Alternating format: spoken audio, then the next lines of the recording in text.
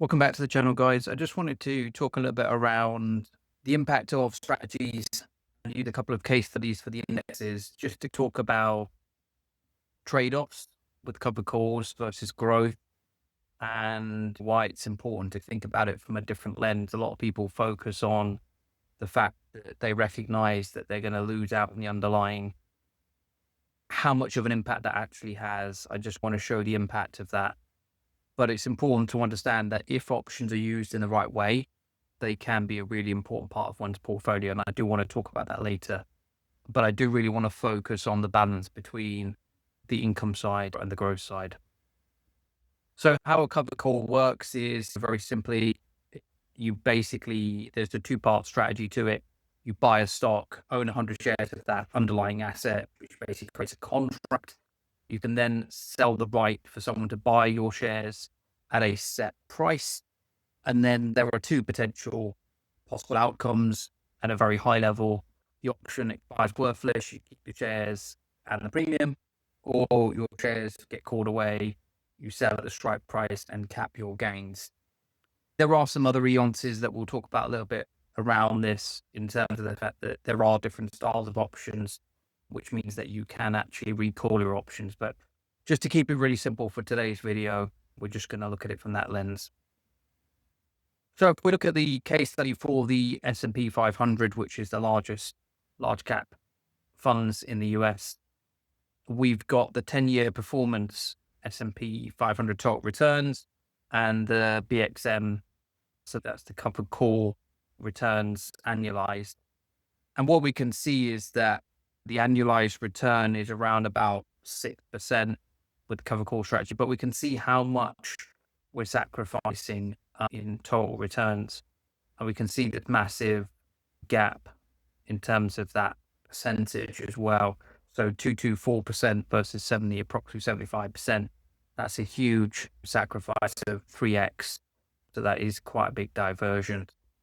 And we can see that presented from an annualized return perspective. The S&P 500 has been 12.5%.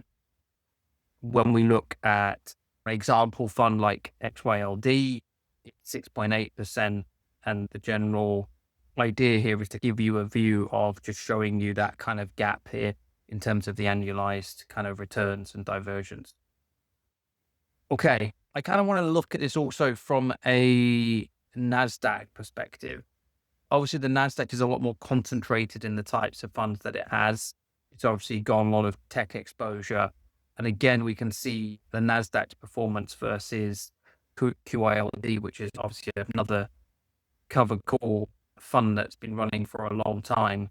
And again, we can see from an annualized return, it's 17.2% versus around about 7.8, almost 8%.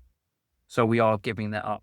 Now, interestingly, the gap for the Nasdaq, you'll see, is much higher than what we saw for the S&P. So the S&P 12.5 in comparison to what we saw for the Nasdaq in terms of 10-year return of 6.8. So it's 50% less here, but it's considerably more here from 7, almost 8 to 18. It's still 2x the amount. So it's just worth bearing in mind that the market return will vary from year to year, but it's important to understand this gap and this delta that we're seeing here. Not all strategies are equal. So you've got what we would typically refer to as systematic, automated almost, which is the case of QYLD and XYLD, where it sells out the money calls on 100% of the portfolio every month, trying to maximize the immediate income, but it maximizes and caps out the upside that it's going to achieve. You've then got more actively managed funds like Devo, SPY, JEPI, JETQs, where they're writing calls on individual stocks or on an index structure, but they're trying to balance the income and the growth potential. And these funds will typically perform a little bit better quite often than the systematic funds. And then you've got funds where there's partial coverage, where they'll write calls on a small part of the portfolio, 20%, capturing most of the upside while adding a modest income boost, like KNG or JGGIs. A couple of good examples of that, where they're trying to achieve that balance. So you've got to work out the primary tools for the income and the volatility reduction try and balance the capital growth. What we've got to try and figure out here is total return, not just yield. A lot of times people are focusing on really high yield numbers, especially with funds like the ones that have come out recently from Yield Max, Income Shares, all of these organizations where they're boasting 88% yields or over 100% yields. What we have to look at is we need to understand that these funds can be misleading in terms of their distribution and the values are eroding over time. So we must always focus on top returns, which is what we do on this channel. Obviously, systematic strategies are quite vulnerable to market volatility. And we've seen that with QILD, where when there's a massive drop, we can see that impact being displayed in the charts and the returns.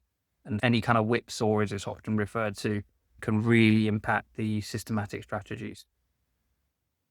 Obviously, strategy is key. And this is why you'll get funds that are tracking the same index sometimes, and some are actively managed, some are not, and you'll see different levels of returns. So, if you look at JetQ and QILD, which I've done a video on the channel about, you can see that the actively managed funds typically perform better over time. And funds that typically have also a growth element and are not totally capped, again, we see better returns. So again, you need to understand that these covered calls have a place from an income perspective. They are typically unlikely to perform from a total returns perspective. They can do. We've seen that over certain periods of time, typically in bearish and sideways markets. But there are times where even in a bullish market, they can outperform, but it is quite rare. So there you go, guys. I just wanted to cover quickly just some insight into this.